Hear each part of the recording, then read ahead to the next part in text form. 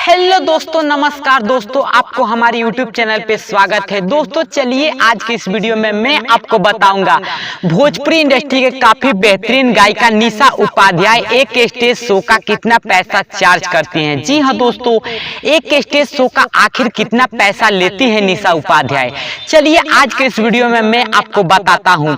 चलिए सबसे पहले हम बात कर लेते हैं निशा उपाध्याय के बारे में। तो दोस्तों मैं आपको बता दूं कि निशा उपाध्याय किसी पहचान की मोहताज नहीं है।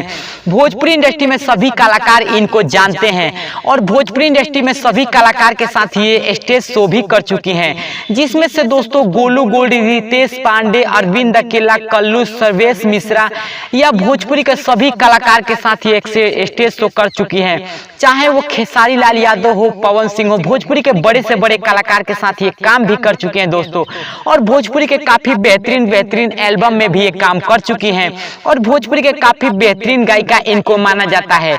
बता दूं कि ज्यादातर निशा उपाध्याय एल्बम कम ही गाती हैं दोस्तों, ज्यादातर वो स्टेज शो ही करते हैं दोस्तों, और स्टेज शो से ही उनको पहचान मिला है दोस्तों। बता दूं कि स्टेज शो से ही जानी जाती है और भोजपुरी इंडस्ट्री में काफी स्टेज शो निशा उपाध्याय करती हैं। भोजपुरी इंडस्ट्री में ज्यादा से ज्यादा स्टेज शो के दोस्तों सिंगर निशा उपाध्याय को ही माना जाता है।